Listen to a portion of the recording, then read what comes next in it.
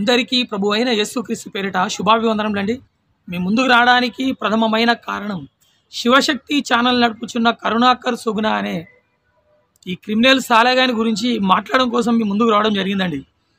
వాని శివశక్తి ఛానల్ నందు మార్చ్ 2వ తారీఖు 2025 నాడు బైబిల్ ప్రకారంగా యేసు పాపి కాదా, బైబిల్ ప్రకారంగా యేసు పాపి కాదా, బిగ్ డిబేట్ బైబిల్లో దాచబడిన వాస్తవాలతో అంటూ మన శివశక్తి ఛానల్ నందు వీడియో అప్లోడ్ చేయడం జరిగిందండి. ఎవరెవరు ఈ డిబేట్లో పాల్గొన్నదంటే జాన్ పాల్ మరియు కరుణాకర్ సుగుణ గారు అండి. ఈ జాన్ పాల్ ఏమని తమ్ముళ్ళు పెట్టాడంటే, యేసుక్రీస్తులో పాపం ఉందా, బిగ్ డిబేట్, యేసు ప్రభు పరిశుద్ధుడు వర్సెస్ యేసు ప్రభు పాపి అంటూ, Jesus Christ the only solution అంటూ జాన్ పాల్ అతని యూట్యూబ్ ఛానల్లో ఇదే వీడియోను అప్లోడ్ చేయడం జరిగిందండి. ఈ కరుణాకర్ గారు ఏమని కన్ఫర్మ్ చేస్తున్నాడంటే, యేసుక్రీస్తుల ప్రభు వారు పాపి అని చెప్పి వాడు డిక్లరేషన్ చేయడం జరుగుతుందండి. వీడు ఎంత క్రిమినల్ సాలగాడంటే, వీని గ్రంథాల గురించి వీళ్ళ దేవుని గురించి చెప్పనీకి చేత కానీ ఈ ఫాల్తు బాడకోగాడు అన్యాయంగా నిత్యం యేసుక్రీస్తు ప్రభుల వారిని ఏ విధంగా అవమానపరచాలి, బైబిల్ గ్రంథాన్ని ఏ విధంగా అవమానపరచాలంటూ నిరంతరం వీడియోలు తీయడం జరుగుతుందండి. ఈ క్రిమినల్ సాలగాన్ని చెప్పుతో తన్నే మాటలు బైబిల్ గ్రంథం నుంచి వెళ్ళి చూపించడం కోసం మీ ముందుకు రావడం జరిగిందండి. యేసుక్రీస్తు పరిశుద్ధుడా లేకుంటే వీడన్నాడు పాపి అవసరం, బైబిల్ గ్రంథం నుంచి వెళ్ళి చూద్దామండి. ఈ క్రిమినల్ సాలగాడు ఎంత వక్రీకరిస్తాడంటే, వీడు బైబిల్ రత్న కాదండి, వీడు వక్రీకరించుట్లో బైబిల్ గ్రంథాన్ని వక్రీకరించుట్లో వీడు రత్న అండి. నిజంగా చెప్పాలంటే ఈ పాగల సాలగానికి కనీస జ్ఞానం లేదండి బైబిల్ మీద. నంబర్ 1 బ్రోకర్ సాలగాడు, 420 క్రిమినల్ సాలగాడు. ఎందుకంటే వీడు భారత రాజ్యాంగాన్ని గౌరవించే మనిషి కాదండి. బైబిల్ జోలికి రాకురా అని చెప్పి నేను ఎన్నిసార్లు చెప్పినా కానీ, యేసుక్రీస్తు జోలికి రాకురా అని నేను ఎంత వాడిని అవమానపరుచుకుంటా వీడియోలు తీసినా కానీ, క్రిమినల్ సాలగాడు కుక్కతోక వంకర అన్నట్టు వీని బుద్ధి వంకర అండి. ఈ వంకర బుద్ధి సాలగాడు ఎన్నిసార్లు చెప్పినా వినడం లేదండి. బైబిలు 2 అంచులు ఖడ్గం వంటిది, 2 అంచులు పదును కలిగిన ఖడ్గం వంటిది, దేవుని వాక్యం వర్డ్ ఆఫ్ గాడ్ అని ఈ దెబ్బలు కొడతా ఉంటారు. ఇంకొకటి, నాలో పాపం ఉన్నదని మీలో ఎవడు స్థాపించును అని చెప్పి యేసు చెప్పినటువంటి ఒక వాక్యాన్ని పట్టుకుని, ఇక యేసులో ఏ పాపం లేదు ఆయన చెప్పాడు, నాలో ఏ పాపం ఉందని మీరు ఎవరు ఛాలెంజ్ చేశాడు, కాబట్టి ఆయనలో పాపం లేనట్టే అని అంటారు. బైబిల్ చదివితే యేసులో చాలా దోషాలు, పాపం అంటే నిర్వచనం ఇప్పుడు మనం తెలుసుకోవాలి. బైబిల్ ప్రకారంగా పాపం అంటే ఏంటి, జనరల్గా పాపం అంటే ఏంటి, దీని గురించి కూడా మనం మాట్లాడాలి. కానీ యేసులో చాలా దోషాలు, అవలక్షణాలు, మనం స్వీకరించలేని అంటే స్వీకరించదగినటువంటి క్యారెక్టర్గా కాకుండా స్వీకరించలేనటువంటి లక్షణాలు యేసులో పుష్కలంగా ఉన్నాయి. అలాగే ఆయన వల్ల ఈ లోకానికి ఒరిగేదంటూ ప్రత్యేకంగా ఏం లేదు. యేసు వల్ల, ఆయన జీవితం వల్ల ఈ ప్రపంచానికి ఒరిగిందంటూ ఏం లేదు. ఇంకా చెప్పాలంటే నష్టమే ఎక్కువ జరిగింది.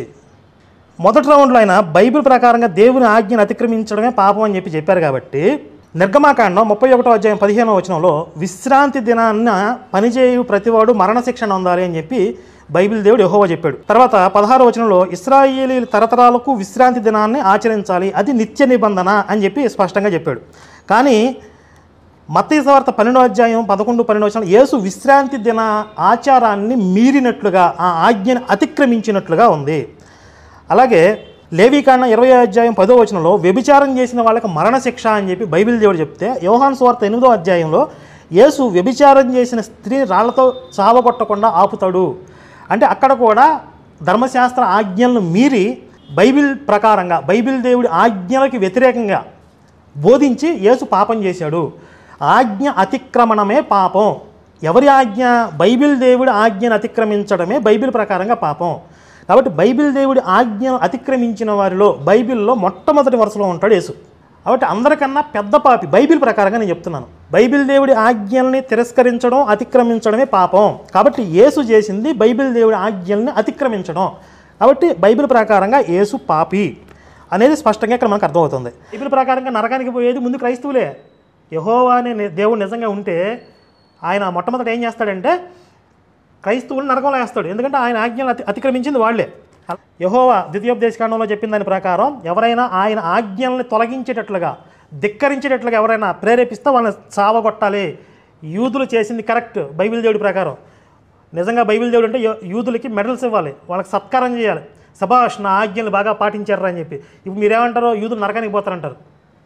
ఇప్పుడు ఆ మామిడి పండు తింటే చంపేస్తా అన్నాడు, వాళ్ళు తినలేదు, తినకపోతే చంపేస్తాను యేసు అంటున్నాడు. ఇప్పుడు ఎవరు ఫాలో అవ్వాలి? రెండు రకాలుగా మీరు కొత్త నిబంధన పాత నిబంధన రాసేసి జనాలు కన్ఫ్యూజ్ చేసేసి మీకు అర్థం కాదు, ఆత్మీయంగా చదువుకోవాలి, దీనికి టెర్మినాలజీ ఇంకోటి ఉంటుంది. ఇదేంటండి, ఇదేం దరిద్రం. మాకు స్పష్టంగా ఒక లైన్ చెప్పాలి కదా. యెహోవా ఆజ్ఞలు పాటించాలా వద్దా, పాటించకపోతే చంపేస్తానంటున్నాడు. యేసు వచ్చి ధిక్కరించేలా చేశాడు. ఇది పాపం కదా అంటే బైబిల్ ప్రకారం ఆజ్ఞ అతిక్రమణమే పాపం. ఇంత స్పష్టంగానే చెప్తుంటే పాపం అని రుజువు చేయలేదు అంటారేంటి? బైబిల్ దేవుడు ఆజ్ఞను అతిక్రమించడమే పాపం. పోనీ ఏ ఆజ్ఞ మీరు చెప్పండి? ఆజ్ఞ అతిక్రమణమే పాపం అని చెప్పారు కదా. ఎవరి ఆజ్ఞలు? యేసు ఆజ్ఞలా? ఆయన చెప్పుకున్నాడా నా ఆజ్ఞలు అతిక్రమిస్తే పాపం అని? యెహోవా ఆజ్ఞలు అతిక్రమిస్తేనే పాపం. యేసే అతిక్రమించింది. ఓవరాల్గా చెప్పేది ఏంటంటే బైబిల్ దేవుడు ఆజ్ఞలు అతిక్రమించినటువంటి ఎవడైనా సరే బైబిల్ ప్రకారంగా పాపి. కాబట్టి యేసు ఆ విధంగా చాలా పెద్ద పాపం చేశాడు. కంక్లూజన్ రౌండ్లో పదే పదే రిపీటెడ్గా పాపం ఇన్సెక్యూరిటీలో ఉన్నట్టున్నారు. కరుణాకర్ చూపించలేదు అని రిపీటెడ్గా అదే చెప్తున్నారు. అంటే అయిపోయింది అసలు. ఫస్ట్ స్టార్టింగే బైబిల్ ప్రకారంగా పాపం ఏంటో ఆయన చెప్పారు. ఆజ్ఞాతిక్రమణం పాపం. ఎవరి ఆజ్ఞలు అని అడిగాను. యెహోవా ఆజ్ఞలు అతిక్రమిస్తే పాపం బైబిల్ ప్రకారంగా. యేసు అతిక్రమించాడా లేదా? అతిక్రమించాడు. చూపించేశాను. బైబిల్ ప్రకారంగా పాపం అంటే ఏంటో అడిగాను, నిర్వచనం అడిగాను, ఆయన చెప్పారు. ఆ ప్రకారంగా యేసు పాపం చేశాడు. అయిపోయింది, అసలు డిబేట్ లేదు. ఇప్పుడు మిగిలిన విషయాలన్నీ కూడా యేసు క్యారెక్టర్ గురించి చర్చిస్తున్నాం. అసలు మీ సింగిల్ పాయింట్ 5 నిమిషాలు తేల్చేసే విషయం ఏంటంటే బైబిల్ ప్రకారంగా యేసు పాపి. ఎలా? యెహోవా ఆజ్ఞలు అతిక్రమించాడు. ఇక దాని మీద డిబేట్ లేదు అసలు. ఆధారాలు అన్నీ బైబిల్లో ఉన్నాయి కదా ఎక్కడెక్కడ అతిక్రమించాడు. కాకపోతే యేసు క్యారెక్టర్ గురించి ఇప్పుడు చాలామంది పాపం యేసులో పాపం ఏంటి, యేసులో దోషాలు ఏంటి అనే ఒక ఆలోచన కూడా ఇప్పుడు దాకా వాళ్ళకి క్రైస్తవులకు రాకుండా చేశారు.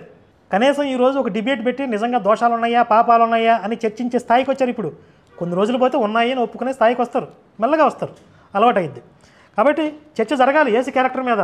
చిచి ఆయనలో చంద్రుల్లో దోషం ఏంటి అన్నట్లుగా యేసు అంటే ఒక పవిత్రుడు, ఒక ఇమాజినేషన్, ఒక అభిప్రాయాన్ని క్రియేట్ చేసి వదిలేశారు, బ్రెయిన్ వాష్ చేసేసి. కానీ నిజంగా యేసులో ఈరోజు సమాజం యాక్సెప్ట్ చేయలేని, భరించలేని విషయాలు ఎన్నో ఉన్నాయి. అవన్నీ పక్కన పెడితే బైబిల్ ప్రకారంగా యేసు పాపి. నిర్ద్వందంగా బైబిల్ దేవుడు ఆజ్ఞలు అతిక్రమించాడు. సింగిల్ లైన్ సెంటెన్స్, బైబిల్ దేవుడు ఆజ్ఞలు అతిక్రమించాడు పాపి. అంతే, చర్చలేదేగా. అందరూ విన్నారు కానీ వీని మాటలు. అందుకని నేను ఏమని తమ్ముళ్ళు పెట్టానంటే యేసుక్రీస్తు పరిశుద్ధుడు, పవిత్రుడు. బైబిల్ ఆధారాలతో నిరూపిస్తా. కరుణాకర్గా బైబిల్ ఆధారాలతో నిరూపిస్తా. శివశక్తి కరుణాకర్ క్రిమినల్ సాలే నిన్ను చెప్పుతో తన్నే మాటలు ఇప్పుడు చూపిస్తారా? యేసుక్రీస్తు ప్రభుల వారు పరిశుద్ధుడు, పవిత్రుడని. యేసు కంటే ఈ లోకంలో ఉన్నతుడు ఎవరు లేరురా. సార్ చూద్దాం. యోహాను రాసిన సువార్త 12వ అధ్యాయం 49-50 వచనాలు చూడగలిగేది ఉంటే, ఏలయనగా నా అంతటా నేనే మాటలాడలేదు అంటున్నాడు ప్రభు అయిన యేసుక్రీస్తు వారు. నా అంతటా నేనే మాటలాడలేదు, నేను ఏమనవలెనో ఏమి మాటలాడవలెనో దానిని గూర్చి నన్ను పంపిన తండ్రియే నాకు ఆజ్ఞ ఇచ్చి ఉన్నాడు. ఎవరిచ్చిల్లండి ఆజ్ఞ? యేసుక్రీస్తు ప్రభువుల వారు చెప్పిన ప్రతి ఒక్క మాట నాటి ఎవరి మాటలు? తండ్రి అయిన దేవుడు యెహోవా, ఉన్నవాడు, రూపం లేనివాడు, ఆత్మస్వరూపి, ఆ తండ్రి అయిన దేవుని యొక్క మాటలు ఏమంటున్నాడు?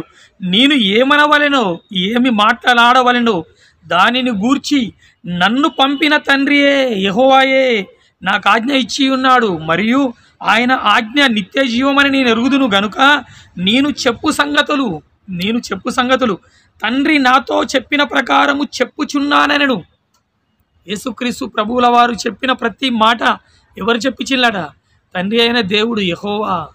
ఆ తండ్రి అయిన దేవుని యొక్క మాటలే ప్రభు అయిన యేసుక్రీస్తు వారు చెప్పిన తప్పించి ఎక్కడ కూడా దేవుని యొక్క బైబిల్ దేవుడు నువ్వన్నట్టు బైబిల్ దేవుడు, మేమన్నట్లు అనంత విశ్వాన్ని కలిగించిన దేవుడు, ఉన్నవాడు యెహోవా, ఆయననే దేవుడు అనడానికి అనేక ఆధారాలు చూపిస్తారు. ఆ కరుణాకర్ బ్రోకర్ సాలే. నీకు సైన్స్ పరంగా కావాలా, చరిత్ర పరంగా కావాలా, భౌగోళిక ఆధారాలతోటి కావాలా, బైబిల్లో ఉన్న దేవుడే యెహోవా ఒక్కడే దేవుడురా. దేవాది దేవుడు, మహాదేవుడు, విశ్వాన్ని కలిగించిన మహనీయుడు, మహానుభావురాయ ప్రభువైన అందరికీ తండ్రి అయిన యెహోవా. ఆయన చెప్పుమన్న మాటలే యేసుక్రీస్తు వారు చెప్పానని చెప్పి స్వయంగా యేసుక్రీస్తు ప్రభువుల వారే చెప్పడం జరిగింది.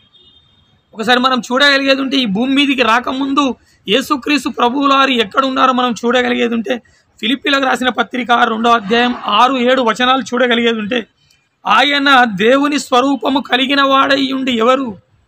యేసుక్రీస్తు ప్రభువుల వారట. ఆయన దేవుని స్వరూపము కలిగిన వాడై ఉండియు దేవునితో సమానముగా ఉండుట విడిచిపెట్టకూడని భాగ్యమని ఎంచుకొనలేదు, కానీ మనుష్యుల పోలికగా పుట్టి దాసుని స్వరూపము ధరించుకొని తన్ను తానే రిక్తునిగా చేసుకొనెను. 2000 సంవత్సరాల క్రితం భూమి మీదికి రాకముందు ప్రభువైన క్రీస్తు వారు తండ్రి అయిన దేవుడు యెహోవాతో ఎట్లుందని చెప్తున్నాడు. ఆయన దేవుని స్వరూపం కలిగిన వాడయుండి దేవునితో సమానముగా ఉండుట విడిచిపెట్టకూడని భాగ్యం అని ఎంచుకొనలేదు. అంటే 2000 సంవత్సరాల క్రితం భూమి మీదికి రాకముందుకు ప్రభువైన క్రీస్తు వారు దేవునితో సమానముగా ఉన్నాడని నువ్వేదైతే బైబిల్ ఆధారాలతో చూసానో బ్రోకర్ సాలే కరుణాకర్ అదే ఆధారాలతో రెఫరెన్సులతో చూసిన చూర్రా. మనుష్యుని పోలికగా పుట్టిండు, దాసుని స్వరూపం ధరించుకొని తన్ను తానే రిక్తునిగా సేవకునిగా ఈ భూమి మీద జన్మించడం జరిగింది. ఇంకొక రెఫరెన్స్ చూద్దాం. అంటే భూమి మీదకి రాకముందుకు ప్రభు అయిన క్రీస్తు వారు ఉన్నారా చూడడం కోసం ఇంకో రెఫరెన్స్ కీర్తనలు 2వ అధ్యాయం 3-4 వచనాలు చూడగలిగి ఉంటే, భూరాజులు యెహోవాకును ఆయన అభిషక్తునికిని, భూరాజులాట తండ్రి అయిన దేవుడు యెహోవాకును ఆయన అభిషక్తుడు అంటే అర్థం తెలుసురా? క్రిమినల్ సాలే 420 కరుణాకర్ అభిషక్తుడు అంటే క్రీస్తురా. యెహోవాకును ఆయన క్రీస్తుకును అభిషక్తునికి విరోధముగా నిలవబడుచున్నారు, ఏలికలు ఏకీభవించి ఆలోచన చేయుచున్నారు. ఇది ఎప్పటిది కీర్తనల గ్రంథం అంటే క్రీస్తు పూర్వం 1000 సంవత్సరాల క్రితం చెప్పే మాటలు, తన భక్తుడైన దావీదు ద్వారా దేవుడు పలికించిన మాటలు. యెహోవాకును ఆయన అభిషక్తుని కంటే క్రీస్తు కాట విరోధముగా నిలవబడుచున్నారు, ఏలికలు ఏకీభవించి ఆలోచన చేయుచున్నారు. ఆకాశమందు ఆసీనుడగువాడు నవ్వుచున్నాడు, ప్రభువాట యేసువారిని చూచి అపహసించుచున్నాడు. ఈ వచనాలు మనం చూడగలిగేది ఉంటే తండ్రి అయిన దేవుడు ఉన్నాడు, తండ్రి అయిన దేవుని యొద్ద ప్రభు అయిన క్రీస్తు వారు సమానంగా ఉన్నాడని చెప్పి వచనాలు ఎన్నో ఆధారాలు ఉన్నాయి. ఇక మనం ఇంకో వచనం చూడగలిగేది ఉంటే యోహాను స్వార్త 1వ అధ్యాయం 2-3 వచనాలు చూడగలిగేది ఉంటే, ఆయన ఆదియందు దేవుని యొద్ద ఉండెను. ఆయన అంటే వారు, ఆయన ఆదియందు దేవుని యొద్ద ఉండెను. ఆయన అంటే యేసుక్రీస్తు వారు. యేసుక్రీస్తు వారట ఆదియందు దేవుని యొద్ద ఉండెను, సమస్తమును యేసు మూలముగా కలిగి ఉన్నదేది యేసు లేకుండా కలగలేదు. ఆయన ఎక్కడన్నాడ? ఆయన ఆదియందు దేవుని యొద్ద ఉండెను. ఆది అంటే బిగినింగ్. ఈ విశ్వంలో ఏదీ లేనప్పుడు యేసుక్రీస్తు ప్రభువుల వారట ఎవరి యొద్ద?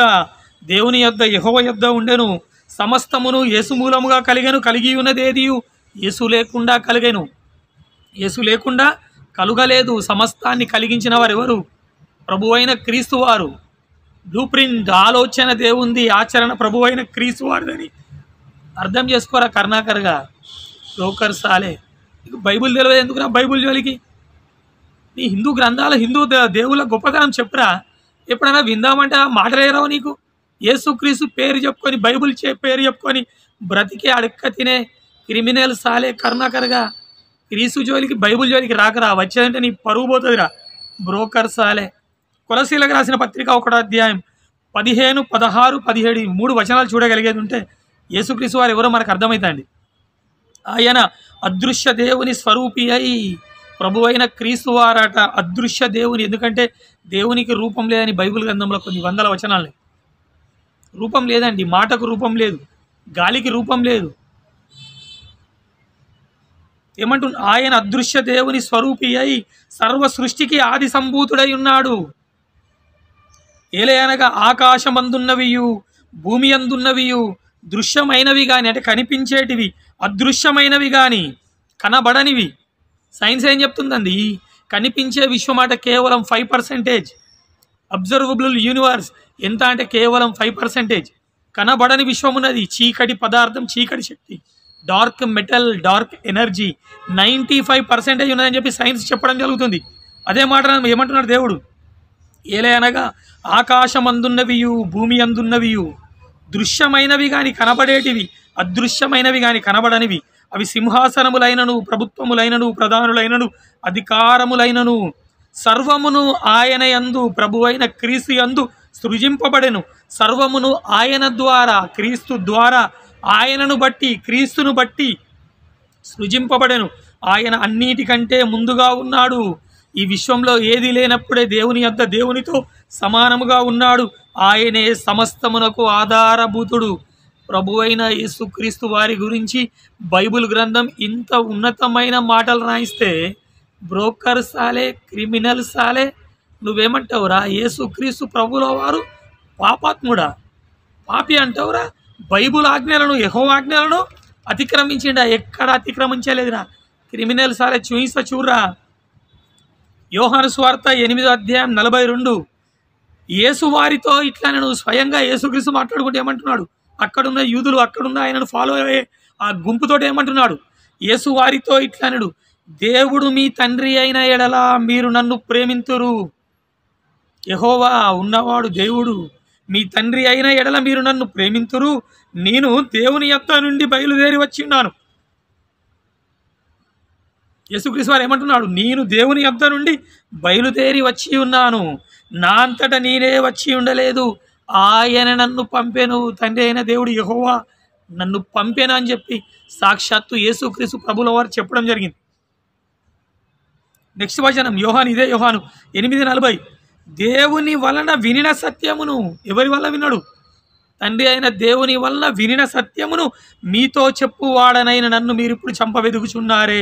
అబ్రహాము అట్లు చేయలేదు. అవమానపరుస్తారా ప్రభు అయిన క్రీస్తును? ఏమంటున్నాడు? దేవుని వలన వినిన సత్యము మీతో చెప్పువాడనైన నన్ను మీరు ఇప్పుడు చంపవెదుగుచున్నారే. అబ్రహాం అట్లు చేయలేదు. ఈ యేసుక్రీస్తు మాట్లాడిన ప్రతి మాట తండ్రి అయిన దేవుని యొద్ద విని ఈ భూమి మీదకి వచ్చి దేవుని యొక్క మాటలు సమాజానికి చెప్పడం జరిగింది. ఎక్కడ యెహోవా యొక్క ఆజ్ఞలు అతిక్రమించలేదని చెప్పి ప్రతి ఒక్కరు తెలుసుకోవాలండి. ఇంకో వచనం చూడగలిగి ఉంటే 10:36. ఇదే యోహాను 10:36. తండ్రి ప్రతిష్ఠ చేసి, దేవుడు ప్రతిష్ఠ చేసి ఈ లోకములోనికి పంపిన వానితో నీవు దేవదూషణ చేయుచున్నావని చెప్పుదురా. యెహోవా ఆజ్ఞలు మీరుచున్నావని చెప్తావురా కర్ణకరగా? దేవాది దేవుడురా, ఉన్నవాడు యెహోవా. ఆయన ప్రతిష్ఠ చేసి ఈ లోకములోనికి పంపినవాడే ప్రభు అయిన క్రీస్తు. అలాంటి క్రీస్తు ఎక్కడైనా యెహోవా మాటలు అతిక్రమిస్తాడారా? లోఫర్. ఎక్కడ ప్రభు అయిన యేసుక్రీస్తు వారు యెహోవా దేవుని ఆజ్ఞలు ఎక్కడ అతిక్రమించలేదు, ఎక్కడ మీరలేదు. యోహాను సువార్త 15 వచనం చూడగలిగేది ఉంటే, దాసుడు తన యజమానుడు చేయదానిని ఎరుగడు గనక ఇకను మిమ్మును దాసులని పిలువక స్నేహితులని పిలుచుచున్నాను. ఎందుకనగా నేను నా తండ్రి వలన వినిన సంగతులన్నింటినీ, ప్రభు అయిన క్రీస్తు వారు తండ్రి అయిన దేవుడు యెహోవా వలన, నా తండ్రి వలన వినిన సంగతులన్నింటినీ మీకు తెలియజేసి తిని. దేవుడు ఏం చెప్పమన్నాడో, ఏం విన్నాడో అవే సంగతులు ఏం చేస్తున్నాడు? మనకు చెప్పడం జరిగింది. ఎక్కడ తండ్రి అయిన దేవుడు యెహోవా మాటలు యేసుక్రీస్తు ప్రభువుల వారు మీరలే అని ప్రతి ఒక్కరు గుర్తుంచుకోవాలండి.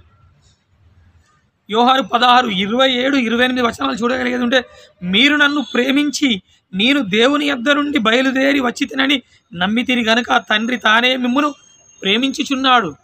శిష్యులతోటి మాట్లాడిన మాటలు. నేను దేవుని యొద్ద నుండి ఏమంటున్నాడు? మీరు నన్ను ప్రేమించి నేను దేవుని యొద్ద నుండి బయలుదేరి వచ్చి తినని మీరు నమ్మితిరి గనుక తండ్రి తానే మిమ్మును ప్రేమించుచున్నాడు. నేను తండ్రి యొద్ద నుండి బయలుదేరి లోకమునకు వచ్చి ఉన్నాను, మరియు లోకమును విడిచి తండ్రి యొద్దకు వెళ్ళుచున్నానని వారితో చెప్పాను. దేవుడే భూమి మీదకి యేసుక్రీస్తు ప్రభువుల వారిని పంపిండని చెప్పి బైబిల్ గ్రంథంలో ఎన్నో వచనాలు ఉంటే నువ్వు ఎంత క్రిమినల్స్ అలా కానివిరా? వాళ్ళ బైబిల్ ఆధారాలతోటి ఏం చేస్తావు నువ్వు? ఏమంటున్నాడని మూర్ఖ విధవా? బైబిల్లో దాచబడిన వాస్తవాలతో నిరూపిస్తావా? ఎంత క్రిమినల్ కానివిరా నువ్వు? ఆ జాన్పాల్కి సగం తెలియదురా. ఆరాటం ఎక్కువ ఆయనకు తప్పించి సబ్జెక్టు పరంగా జ్ఞానం లేదురా జాన్పాల్ అనే పాస్టర్కు. ఉంటే అప్పుడు నేనైతే నేను అక్కడనే తన్నుతుండ్రా నిన్ను. క్రిమినల్ సాలే. ఒక వచనం మనం చూడగలిగేది ఉంటే, యోహాను రాసిన సువార్త 17:3-5 3 వచనాలు చూడగలిగేది ఉంటే, అద్వితీయ సత్య దేవుడవైన నిన్నును, తండ్రి అయిన యెహోవా నిన్నును, నీవు పంపిన యేసుక్రీస్తును నన్నును, క్రీస్తుని ఎరుగుటయే నిత్య జీవం. తండ్రి అయిన దేవుడు యెహోవాను, ఆయన పంపిస్తే భూమి మీదకి వచ్చిన అందరికీ ప్రభువు అయిన యేసుక్రీస్తు ప్రభువుల వారిని ఎరుగుటయే నిత్య జీవం. చేయుటకు నీవు నాకు ఇచ్చిన పని నేను సంపూర్ణంగా నెరవేర్చి, తండ్రిది అయిన దేవుడు ఏం పనిచ్చి ఉండో ప్రభు అయిన క్రీస్తుకు ఆ పని ఆట, నీవు నాకు ఇచ్చిన పని నేను సంపూర్ణంగా నెరవేర్చి భూమి మీద నిన్ను మహిమపరిచితిని. తండ్రి, లోకము పుట్టక మునుపు నీ యొద్ద నాకు ఏ మహిమ ఉండేనో ఆ మహిమతో నన్ను ఇప్పుడు నీ యొద్ద మహిమపరచుము. ఈ భూమి మీదకి రాకముందు నీ యొద్ద నేను సమానంగా ఉన్నా అని చెప్పి ఎక్కడండి? ఫిలిప్పీలకు 2:6 ఏమంటున్నాడు? భూమి మీదకి రాకముందు యెహోవా యొద్ద ప్రభు అయిన క్రీస్తుల వారు సమానంగా ఉన్నాడని చెప్పి ఇంతకుముందు వచనం చూపించడం జరిగింది. అదే మహిమతో ఇప్పుడు నన్ను మహిమపరచు అంటున్నాడు. మంచిదండి. ఇన్ని వచనాలు చూపించడం జరిగిందండి. తండ్రి అయిన దేవుడు యెహోవా యొక్క ప్రతి మాటను ఒక చిన్న పొల్లు పోకుండా ఆచరించిండండి ప్రభు అయిన క్రీస్తు వారు. అలాంటిది యెహోవా ఆజ్ఞలు మీరిండని చెప్పి బైబిల్ మీద, యేసుక్రీస్తుల ప్రభుల వారి మీద అపనింద వేస్తున్న కరుణాకర్ సుగుణ బుద్ధి తెచ్చుకోరా బ్రోకర్ సాలే. బుద్ధి లేదురా నీకు కొద్దిగా కూడా. నువ్వు బైబిల్ జ్ఞానివిరా. బైబిల్ను వక్రీకరించి ఇట్లా నంబర్ 1 నువ్వేరా తెలంగాణ ఆంధ్ర రాష్ట్రాల్లో. చెప్తుంది ఏంటంటే యెహోవాకి వాల్యూ లేదు బైబిల్లో, ఆయన చెప్పింది పనికిరాంది, మాకు యేసు చెప్పిందే గొప్ప అని మీరు చెప్తున్నారు. పోనీ మీరు ఆ మాట చెప్పండి. యెహోవా ఎక్స్పైర్ అయిపోయాడు, ఆయనకి అసలు దేవుడు అనే పవర్ లేదు, ఆయన మాటకి వాల్యూ లేదు. ఈ ప్రకారంగా యెహోవా చెప్పింది ఫైనల్, ఆయనకి విరుద్ధంగా యేసు చెప్పినా తీసి పక్కన పడేయటమే. మీకు ఇప్పుడు యేసు చెప్పింది కూడా కాదు, పౌలు చెప్పింది ప్రమాణం. క్రైస్తవ సిద్ధాంతాలన్నిటికీ కూడా పౌలు చెప్పింది ప్రమాణం. యెహోవా యేసు కూడా పనికిరారు. మంచిదండి. బైబిల్లో ఉన్న 66 పుస్తకాలు 1189 అధ్యాయాలు కలిగిన ఈ బైబిల్ గ్రంథంలో ఉన్న ప్రతి మాట తండ్రి అయిన దేవుడు యెహోవా మాటలండి.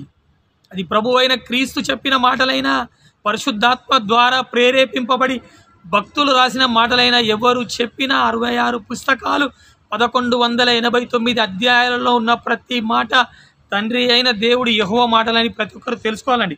వచనం చూడగలిగేది ఉంటే యోహాను 16 7వ వచనం 13 నుంచి 15 వచనాలు చూడగలిగేది ఉంటే 7వ వచనం చూస్తే, అయితే నేను మీతో సత్యము చెప్పుచున్నాను. యేసుక్రీస్తు ప్రభుల వారు చెప్పిన మాటలండి.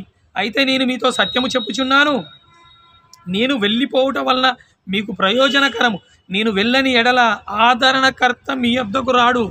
పరిశుద్ధాత్మ దేవుడన్న, ఆదరణకర్త అన్న, ఉత్తరవాదన్న ఒకరేనండి. ఏమంటున్నాడు? నేను వెళ్ళని ఎడల ఆదరణకర్త మీ యొద్దకు రాడు, నేను వెళ్ళిన ఎడల ఆయనను మీ యొద్దకు పంపుదును. పరిశుద్ధాత్మ దేవుణ్ణి మీ యొద్దకు పంపుతా అని చెప్తున్నాడు.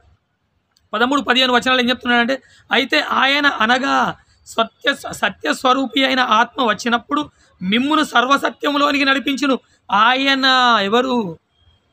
ఎవరట? సత్యస్వరూపి అయిన ఆత్మనట. ఆయన తనంతట తానే ఏమీ బోధింపక వేటిని వినుడో వాటిని బోధించి సంభవింపబోవు సంగతులను మీకు తెలియజేయును.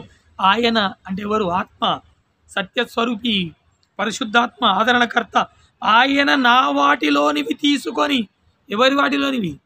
యేసుక్రీస్తు ప్రభువుల వారి వాటిలోనివి తీసుకొని మీకు తెలియజేయును గనుక నన్ను మహిమపరచును. అంటే అర్థం ఏంటంటే పరిశుద్ధాత్మ దేవుడు కూడా తనంతట తాను ఏం మాట్లాడండి. పరిశుద్ధాత్మ దేవుడు మన యేసుక్రీస్తు వారి యొద్ద నుంచి మాటలు తీసుకొని భక్తుల లోనికి వెళ్ళి భక్తుల ద్వారా మాట్లాడించిండు. మాట్లాడింది భక్తులే పరిశుద్ధాత్మ ప్రేరణతోటి. కానీ మాటలు ఎవరి అంటే క్రీస్తు వారి మాటలు ఎక్కడి అంటే తండ్రి అయిన దేవుని మాటలని ఈ వచనాలు చూస్తే మనకు అర్థమవుతాండి. తండ్రికి కలిగినవన్నీ నావి, అందుచేత ఆయన నా వాటిలోనివి తీసుకొని మీకు తెలియజేయనని నేను చెప్పి తిని. ప్రతి ఒక్కరు గమనించాలండి బైబిల్ ఏం చెప్తుంది.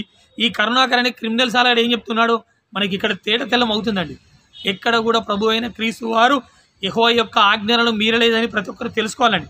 ఇంకో వచనం చూడగలిగితే 1 తిమోతి 2:5 చూడగలిగితే, దేవుడొక్కడే, దేవునికి నరులకును మధ్యవర్తి ఒక్కడే, ఆయన క్రీస్తేసను అన్నాడు. దేవుడు ఒక్కడేనండి, ఆయన యెహోవా. ఆ యెహోవా తండ్రి అయిన దేవునికి భూమి మీద ఉన్న మనుషులందరికీ మధ్యవర్తి ఒక్కడే, ఆయన నాట ప్రభు అయిన యేసుక్రీస్తు అని చెప్పి బైబుల్ సెలవియడం జరుగుతుందండి.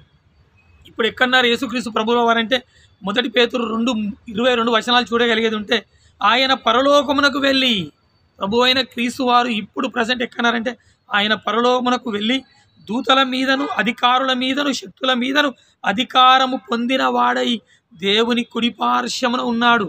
ఇప్పుడు ఎక్కడున్నాడండి ప్రభు అయిన క్రీస్తు వారు అంటే తండ్రి అయిన దేవుడు ఆయన యొక్క కుడిపార్శ్వంలో ఉన్నాడని చెప్పి బైబిల్ సెలవేయడం జరుగుతుందండి. ఇంత ఉన్నతుడైన ప్రభు అయిన క్రీస్తు ఈ అనంత విశ్వాన్ని కలిగించుటలో ప్రధాన శిల్పి అయి దేవుని మాటలు 2000 సంవత్సరాల క్రితం ఈ భూమి మీదకి తీసుకొచ్చి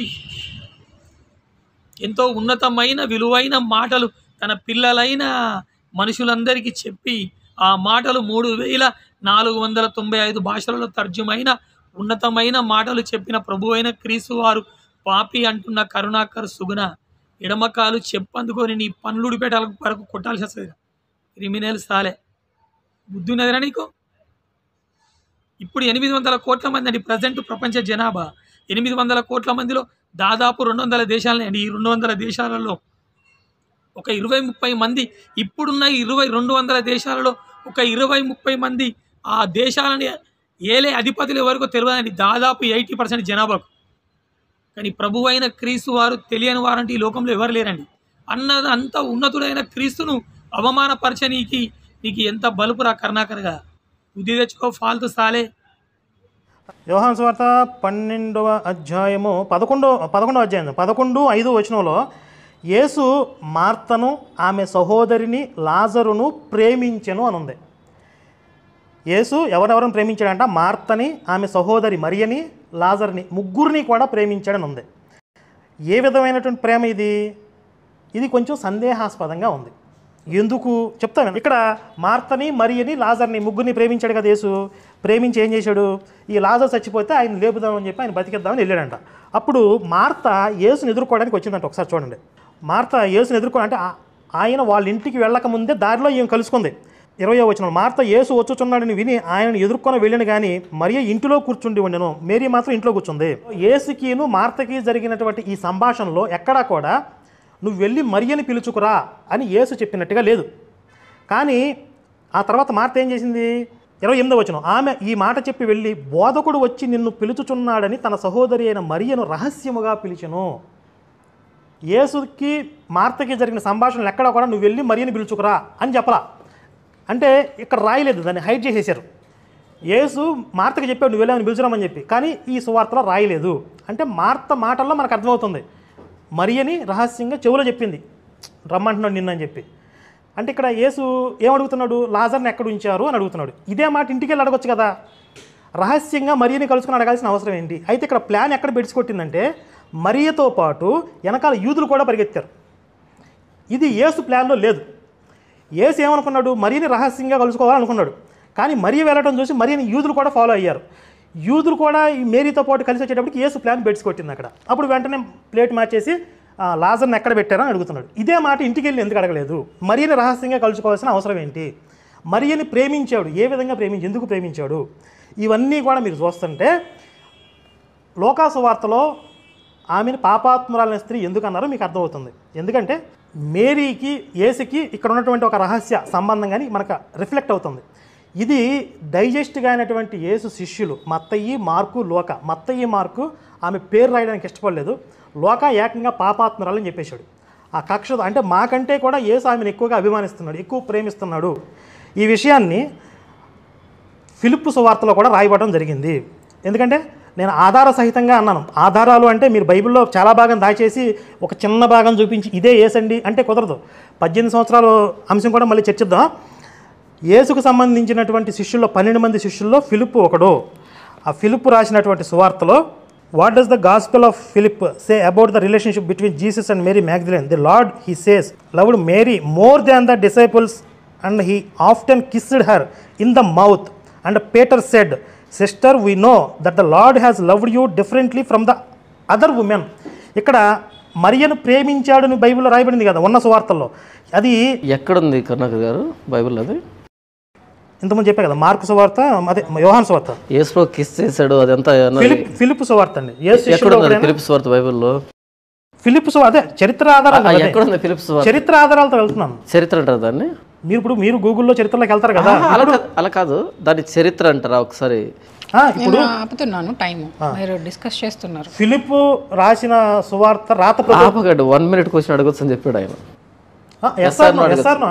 ఓకే మీరు కానివ్వండి, నేను చెప్తాను. ఫిలిప్పు రాసిన సువార్త రాత ప్రతులు దొరికాయి.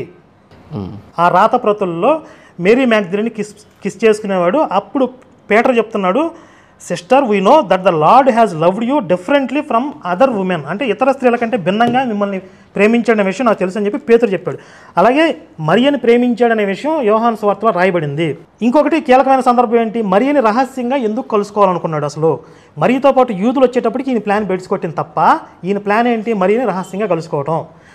అలాగే ఒకే స్త్రీని అక్కడ మరియ అని తెలిసి కూడా లోకాసు వార్తలో పాపాత్మురాలని చెప్పి ఎందుకు రాశారు? ఇవన్నీ కూడా మనం డాట్స్ కనెక్ట్ చేసుకుంటే ఇక్కడ స్పష్టంగా మేరీ మ్యాగ్దలీన్కి తర్వాత యేసుకి ఉన్నటువంటి ఒక సంబంధం మనకు స్పష్టంగా కనపడుతుంది. ఇక్కడ నేనేమంటున్నానంటే యేసుకి మేరీ మ్యాగ్దలీన్ సంబంధం ఉంటే పాపం అనట్లా, దాన్ని దాచిపెట్టడం పాపం అంటున్నా. ఇప్పుడు పెళ్లి చేసుకోవచ్చు, సంసారం చేయొచ్చు, పిల్లలను కనొచ్చు, ఒక స్త్రీని ప్రేమించవచ్చు. కానీ దాన్ని హైడ్ చేయటం అది పాపం అంటున్నా, అది బహిరంగంగా చెప్పకపోవడం పాపం అంటున్నా. కాబట్టి యేసులో ఈ పాపం కూడా ఉంది. విన్నారు కదండి, ఈ క్రిమినల్ సాలేగాడు యేసుక్రీస్తు ప్రభుల వారికి లాజరు సహోదరి మరి అయిన మరియమ్మ తల్లికి అక్రమ సంబంధం ఉన్నదని చెప్పి అన్యాయంగా బైబిల్ గ్రంథాన్ని యేసుక్రీస్తు ప్రభుల వారిని భయంకరంగా అవమానించడం జరుగుతుందండి. అరే క్రిమినల్ సాలే, ఒకసారి చూడరా బైబిల్ ఏం చెప్తుందో. మత్తయి సువార్త 5:27-28 వచనాలు చూడగలిగేది ఉంటే, వ్యభిచారము చేయవద్దని చెప్పబడిన మాట మీరు విన్నారు కదా. ప్రభువైన క్రీస్తు వారు చెప్పిన మాటలండి. వ్యభిచారము చేయవద్దని చెప్పబడిన మాట మీరు విన్నారు కదా, నేను మీతో చెప్పునదేమనగా, స్వయంగా యేసుక్రీస్తు ప్రభువుల వారు చెప్పిన మాట. ఒక స్త్రీని మోహపు చూపుతో చూచు ప్రతివాడు అప్పుడే తన హృదయమందు ఆమెతో వ్యభిచారము చేసిన వాడగును. ఎంత ఉన్నతమైన మాటలండి. ఒక స్త్రీ నాట మోహపు చూపు చూస్తేనే వ్యభిచారము చేసిన వాడగునన్న ప్రభు అయిన క్రీస్తు వారు తప్పుడు పనులు చేస్తారంటే ఎవరైనా నమ్ముతారా? కుక్క. అలాంటి మాటలు బంద్ చేయరా బ్రోకర్ సాలే. ఇంకో వచనం చూడగలిగేదంటే యోహాను సువార్త 8వ అధ్యాయం 10-11 వచనాలు చూడగలిగేదంటే, యేసు తలెత్తి చూచి, ఇక్కడ ఈ సందర్భం ఏంటిదంటే, ఒక వ్యభిచారమందు పట్టబడిన స్త్రీని పట్టుకొచ్చి, మోషే ధర్మశాస్త్ర ప్రకారం వ్యభిచారమందు పట్టబడిన వారిని రాళ్ళతోటి కొట్టి చంపవాలని కదా, నువ్వేం చెప్తావు ప్రభు అని చెప్పి ఆయన మీద నిందలు మోపాలని చెప్పినప్పుడు ప్రభు ఆయన చెప్పిన మాటలు, మీలో ఎవడు తప్పు చేయడు, ఒక తప్పు చేయని వాడు ఆమెను రాళ్ళందుకొని కొట్టు చంపులు అంటే అందరు ఎటులాంటి వెళ్ళిపోతారండి. వెళ్ళిపోయిన సందర్భం, యేసు తలెత్తి చూచి, అమ్మా వారు ఎక్కడున్నారు, ఎవరునూ నీకు శిక్ష విధింపలేదా అని అడిగినప్పుడు ఆమె లేదు ప్రభువా అనెను. అందుకు యేసు, నేనును నీకు శిక్ష విధింపను, నీవు వెళ్ళి ఇక పాపము చేయకమని ఆమెతో చెప్పాను. ఇక ఎప్పుడు కూడా పాపం చేయకమ్మా అని చెప్పి ఒక వ్యభిచారమందు పట్టబడిన స్త్రీని అని అమ్మాని బోధించిన ఉన్నతుర్రా ప్రభువైన క్రీస్తు. ఒక్క మాటతోటే, మీలో పాపము లేనివాడు రాయేసి కొట్టుండ్రా అన్న ఒక్క పదంతోటే ఒక నిండు ప్రాణాన్ని కాపాడిన మహనీయుడు, మహానుభావుడు రా. ఆయన మాటకున్న బలమది. క్రిమినల్ సాలే అలాంటి ఉన్నతుని పట్టుకొని అక్రమ సంబంధం అంట కడతావురా బ్రోకర్ సాలే. చెప్పందుకొంతంత. ఒకసారి ఇప్పుడు మార్త ఏం చెప్పిందో ప్రభు అయిన క్రీస్తు గురించి చూడగలిగేది ఉంటే, యోహాను సువార్త 11వ అధ్యాయం 22వ వచనం, 21-22 వచనాలు చూడగలిగితే, మార్త యేసుతో, ప్రభువా, ఎవరినంటారా ప్రభువా అని, ప్రభువా నీవిక్కడ ఉండిన ఎడల నా సహోదరుడు చావకుండును. లాజరు అనే వ్యక్తి చనిపోయిన సందర్భంలో జరిగిన సంఘటన. మార్త ఏమంటుంది, ప్రభువా నీవిక్కడ ఉండిన ఎడల నా సహోదరుడు చావకుండును, ఇప్పుడైనను నీ దేవుణ్ణి ఏమి అడిగినను దేవుడు నీకు అనుగ్రహించునని నేను ఎరుగుదును. వాళ్ళ విశ్వాసం అండి. మార్త యొక్క విశ్వాసం ఏంటిది? ఇప్పుడు కూడా నువ్వు దేవుణ్ణి ఏమడిగినా కానీ ఖచ్చితంగా నా తమ్ముని నువ్వు బ్రతికేనికి శక్తిమంతుడు అని ఆమె యొక్క నమ్మకం అండి.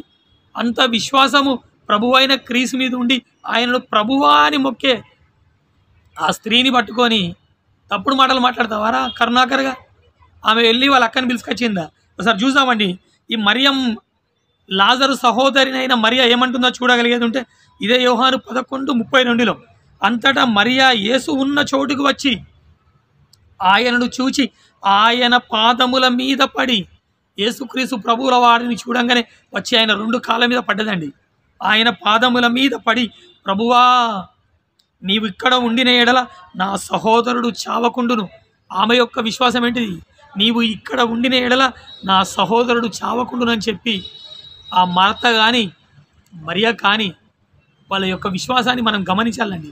ప్రభువా అని వాళ్ళు ఎంత మంచిగా ఆయనను దేవునితో, ప్రభువుతో పోల్చుకుంటా ప్రభువా అని చెప్పి వాళ్ళు ఎంతో విలువిచ్చి ఆయన పాదాల మీద పడి మొక్కుతుంటే, వాళ్ళతోటి అక్రమ సంబంధం గడుచున్న క్రిమినల్ సాలే, నీకు ఈ ఆలోచనలు ఎట్లా తేరా కరుణాకర్గా? ఇలాంటి ఆలోచనలు బంద్ చేయరా బ్రోకర్ సాలే. చెప్పు దెబ్బల పడకు క్రిమినల్ సాలే. ఈ లోకంలోనే క్రీస్తు కంటే ఉన్నతుడు ఎక్కడా లేడురా. ఆయన మాట్లాడిన మాటలురా, 27 పుస్తకాలు, 260 అధ్యాయాలు కలిగిన మాటలు, Guinness book of world record all time. ఆయన చెప్పిన మాటల విలువ ఎంతో నీకు తెలియదురా కుక్క. ఎక్కడో ఇజ్రాయెల్ అనే ఒక చిన్న దేశంలో, చిన్న పట్టణంలో జన్మించిన ప్రభువైన క్రీస్తు మాటలు అడవులను దాటి, ఖండాలను దాటి, పర్వతాలను దాటి, సముద్రాలను దాటి ప్రపంచం మొత్తం స్ప్రెడ్ అయినాయిరా. అంత ఉన్నతమైన మాటలురా. యేసు కంటే ఉన్నతుడు ఈ లోకంలోనే ఎవరు లేరురా. ఈ విశ్వాన్ని కలిగించిన వాడురా ప్రభువైన క్రీస్తు. అలాంటి క్రీస్తు మీద బురద చల్లేది ఉంటే చెప్పందుకొని తన్నాల సస్తది. కరుణాకర్ సుగుణ జాగ్రత్తగా ఉండుకో, ఒళ్ళు దగ్గర పెట్టుకోరా రే కరుణాకర్గా. ఇలాంటి తప్పుడు ప్రచారాలు చేయకురా, ఐందవ సోదరులను మోసం చేయకురా. క్రిమినల్స్ సాలే. మంచిదండి అందరికీ. Thank you very much.